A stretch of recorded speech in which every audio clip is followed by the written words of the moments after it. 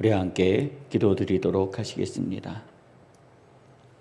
걸어가신 하나님 아버지, 오늘은 좀 특별한 날입니다.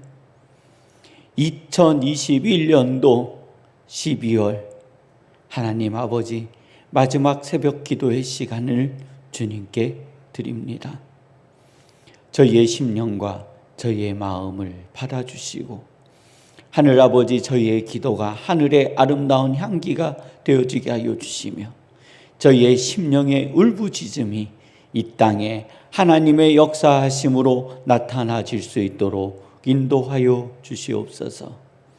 젊은 날 나라와 민족과 부모와 또 교회를 위하여 자신의 시간을 헌신하며 하나님 아버지 드리는 이진용 군과 김동영 군을 2021년 한 해 지켜주신 것 하나님 감사드립니다. 저희의 인생이 복을 받게 하여 주시고 저희의 인생이 하나님 안에서 빛나는 영광을 얻을 수 있도록 주님 축복하여 주시옵소서. 군이라는 시간 동안에 아픔과 상처도 있겠지만 하나님 아버지 기쁨과 즐거움과 삶의 소망과 능력을 얻어오는 귀한 시간 되어지게 하여 주시옵소서. 좋은 지휘관, 좋은 하나님 선배들을 만나게 하여 주시고 그들을 통해 그들의 생각과 의식이 하나님 아버지여 긍정적으로 변할 수 있도록 주님 인도하여 주시옵소서. 중앙교회를 2021년 동안 지켜주신 것 하나님 감사합니다. 부족하고 힘이 없고 연약하고 넘어질 것 같았지만 하나님께서 세우시고 하나님께서 붙들어 주시며 하나님께서 채워주셨습니다. 하나님 아버지여, 이 모든 일을 이루신 하나님께 감사를 드리며 또 이 일들을 위하여 수고한 성도님들의 손길과 전대를 하나님께서 채워주시고 그들의 간절한 기도에 주님 응답하여 주시옵소서. 사업장과 직장과 일터를 복되게 하여 주시고 하나님 아버지 슬픔과 고난과 어려움이 없도록 주님께서 지켜주시옵소서. 동두천 하나님 GTX-C 노선이 연장되어지게 하여 주시고 이 일을 통하여 중앙교회가 부흥케 하여 주시며 이 땅에 복음을 전할 수 있는 놀라운 길이 열릴 수 있도록 주님 인도하여 주시옵소서. 하나님 전지훈련 중인 김대영 청년의 안전을 지켜주시고 함께한 선수들에게도 하나님 아버지여 보호하여 주시고 지켜주심을 감사드립니다. 지금 훈련 중일진데 하나님 그들의 기량이 늘어나게 하여 주시고 하나님 아버지 그들이 준비한 만큼의 아름다운 결실들이 맺힐 수 있도록 주님 인도하여 주시옵소서. 2021년도 하나님 아버지 추운 겨울에 시작하여 하나님 가을까지 농사하여 하나님 아버지 앞에 드리며 그것이 네팔 땅에 심겨졌고 그곳에 한 영혼에게 하나님 복음으로 하나님 아버지 다가갈 때에 하나님 물질이 닿는 곳에 하나님의 영광이 닿게 하여 주시고 심령이 닿는 곳에 하나님의 뜻이 닿게 하여 주시며 그곳에서 이루어지는 하나님의 거룩한 말씀이 이 땅에 열매로 남게 하여 주시옵소서. 하나님 네팔 선교에 지치지 않게 하여 주시고 심령이 상하지 않게 하여 주시며 오직 하나님의 영광만이 저희 안에서 드러날 수 있도록 주님 인도하여 주시옵소서. 중앙교회에 속한 권사님들의 건강을 지켜주시고 하나님 아버지 모든 일들로 인하여 하나님 아버지 앞에 영광이 되어질 수 있도록 인도하여 주시옵소서. 하나님 아버지 두 분의 목사님이 계십니다. 가정에 하나님 아버지 또한 건강을 지켜주시고 하나님 아버지 건강의 문제로 인하여 근심치 아니하도록 주님 인도하여 주시옵소서. 하나님께서 2021년도를 지켜주셨듯 2022년도를 하나님 아버지 지켜주시고 중앙교회 사역이 하나님 아버지 더욱더 확장되어지며 하나님의 영광으로 세상에 빛날 수 있도록 주님 축복하여 주시옵소서. 이 모든 은혜가 저희 안에 임한 것에 감사드리며 예수님의 이름으로 기도드립니다. 아멘.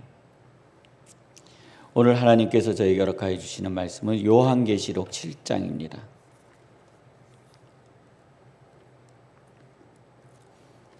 요한계시록 7장 1절로 4절 말씀입니다.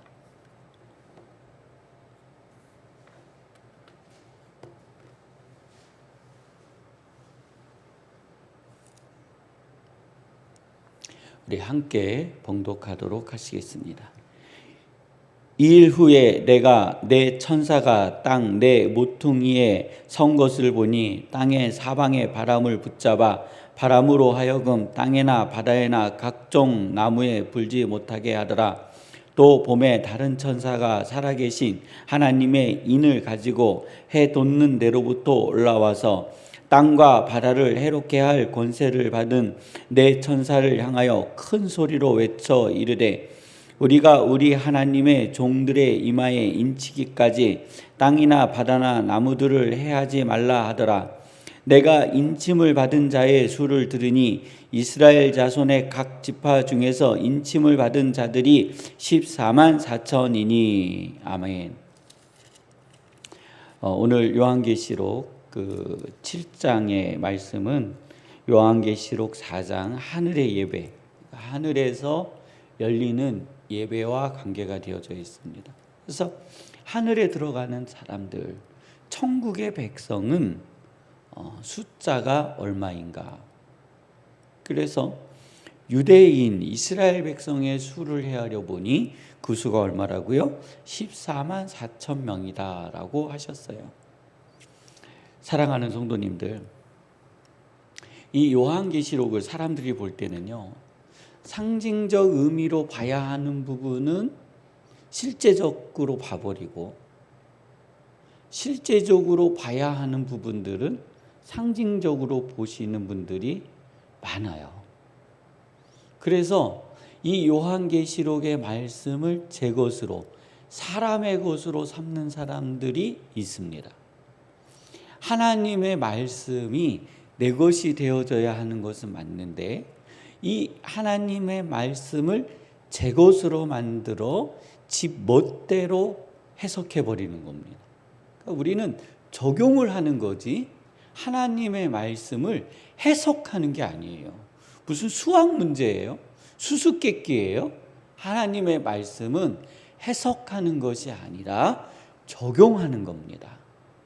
그럼 왜 신학을 공부하고 학문을 공부하냐면요, 오늘 이 말씀을 그 당시에 어떠한 역사적 배경과 상황 속에서 기록되어졌는지를 이해함으로써 오늘 이 말씀을 더 깊이 있게 받아들이기 위해서 공부하는 거예요. 해석하고 뭔가 비밀을 풀어내기 위해서 공부하는 것이 아니라 우리의 삶에 적용하기 위해서 우리는 신학이라는 학문도 공부하고 성경도 공부하는 거예요. 그 중에 가장 많이 쓰여졌던 숫자가 14만 4천 명입니다. 그래서 이거는 각 사람마다 자기 멋대로 해석해 버려요. 어떤 때는 14만 4천 명이 실제 수, 어떤 때는 14만 4천 명이 상징적인 수, 이렇게 해석을 해요.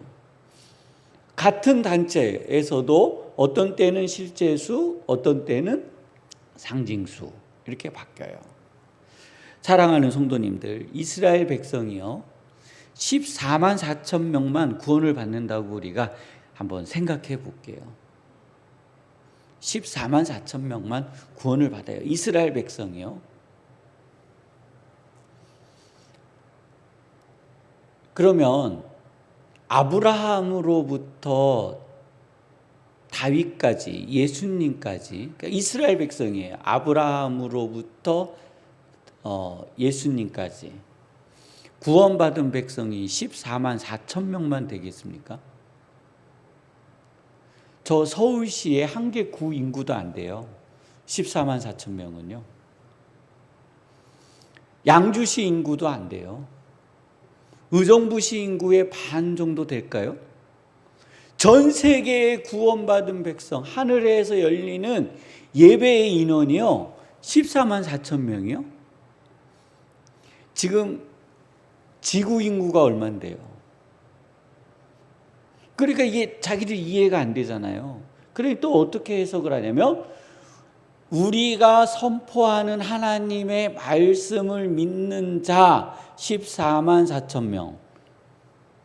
그러면 그냥 이스라엘의 아브라함으로부터 뺄게요. 그것도 제가 정말 많이 빼준 거예요. 그러면 예수님으로부터 자기까지 올 때까지 14만 4천 명이 안 찼을까요? 이거는 14만 4천 명을 실제 수로 보았을 때 일어나는 모순이에요. 어떻게 자기들만 구원을 받고 14만 4천 명 안에 들어간다라고 생각하는지 도무지 이해할 수가 없습니다. 그러면 14만 4천 명을 우리는 어떻게 봐야 하느냐? 그냥 제가 쉽게 설명해 드리면 14만 4천이라는 숫자는 만수입니다. 만수. 우리들이 중앙교회가 가득 찼습니다. 만석입니다. 라고 할 때에 요 본당에 10,000명이 앉았다는 이야기인가요? 아니죠. 그 수가 가득했습니다. 라는 거예요. 버스가 10,000원입니다. 저 에버랜드가 10,000원입니다. 롯데월드가 10,000원입니다. 이마트가 10,000원입니다. 롯데마트가 10,000원입니다. 우리 지역에 있는 그 조그만 슈퍼가 있는데 거기는 매일 10,000원으로 찹니다. 이거는요, 그 수가 뭐라고요? 가득 찼다라는 의미예요. 여기에 나와 있는 14만 4천 명의 이야기를 이스라엘 백성이 들을 때는요, 그 수를 헤아릴 수 없는 무리, 이렇게 생각하는 거예요. 하나님이 창조하신 아담과 하와로부터 오늘까지 그 수를 헤아릴 수 없는 무리, 그가 누구라고요? 14만 4천 명이에요. 우리 14절을 함께 보겠습니다. 계시록 7장 14절입니다. 내가 말하기를 내 주여 당신이 아시나이다 하니 그가 나에게 이르되 이는 큰 환난에서 나오는 자들인데 어린 양의 피에 그 옷을 씻어 희게 하였느니라. 그러므로 그들이 하나님의 보좌 앞에 있고 또 그의 성전에서 밤낮 하나님을 섬기매 보좌에 앉으신 이가 그들을 위해 장막을 치시리니 그들이 다시는 줄이지도 아니하며 목마르지도 아니하고 해나 아무 뜨거운 기운에 상하지도 아니하리니 이는 보좌 가운데 계신 어린 양이 그들의 목자가 되사 생명수 샘으로 인도하시고 하나님께서 그들의 눈에서 모든 눈물을 씻어 주실 것임이라 했습니다. 13절에는요. 장로 중 하나가 응답하여 나에게 이르되 이 흰옷을 입은 자들은 누구며? 라고 했어요. 누가 그래요? 흰옷을 입은 자들. 그 사람들은 수를 헤아릴 수 없는 사람들이에요. 앞에 14만 4천 명은 유대인들이 14만 4천이라는 이야기를 들었을 때에 수를 헤아릴 수 없는 무리라는 것을 이해를 해요. 근데 우리가 14만 4천 명을 들으면 실제 수로 보는 거예요. 그래서 여기에 다시 신옷, 예수 그리스도의 이름으로 구원받은 백성, 수를 헤아릴 수 없는 백성, 이 백성에 오늘 이 새벽자리에 기도하고 또 예배하는 우리 성도님들의 이름이 기록되어졌음을 믿으시기를 바랍니다. 재림의 날이요, 주님 오시는 날이요, 안 기다리셔도 됩니다. 그냥 곧 오십니다. 곧 오세요. 주님이 안 오시면 내가 가면 된다니까요. 내가 하나님 아버지 앞에 갈 날이 먼 것처럼 느끼지만 소천하시는 분들의 이야기를 들어보세요. 인생이 뭐 같다고요? 화살 같다고요. 내 삶이 힘들고 어려워서 고통스러워서 이 시간이 긴 것처럼 느껴지지만 내가 하나님 아버지 앞에 갈 때는요, 인생이 화살같이 지나간 겁니다. 내가 언제 이렇게 나이 먹었나? 내가 언제 이렇게까지 나이 인생이 들었나 하는 겁니다. 사랑하는 성도님들, 주님께서 오늘 요한계시록 7장을 통해서 우리에게 말씀하여 주시는 것은 우리의 수고가 끝나고 저 하나님의 나라에서 하나님께서 영원히 위로하여 주시고 눈물을 닦아 주심을 믿으시기를 바랍니다. 그래서 오늘의 고난을 이겨내고 2022년도 하나님께서 허락하실 놀라운 기적을 바라보며 또 우리들이 이 한 해를 살아내기를 원합니다. 하나님, 우리에게 2022년도를 허락하신 것에 대해 감사드리고 2022년도를 믿음으로 하나님 아버지여 이루어내게 하여 주시옵소서. 우리 함께 기도하시겠습니다. 가정을 위해서, 일터를 위해서, 직장을 위해서, 자녀들을 위해서, 지금 현재 당한 어려움과 고통을 위해서 2022년도에 시작할 하나님의 거룩한 축복을 위해서 우리 함께 기도하시다가 주기도문을 마치시고 자유롭게 돌아가도록 하시겠습니다.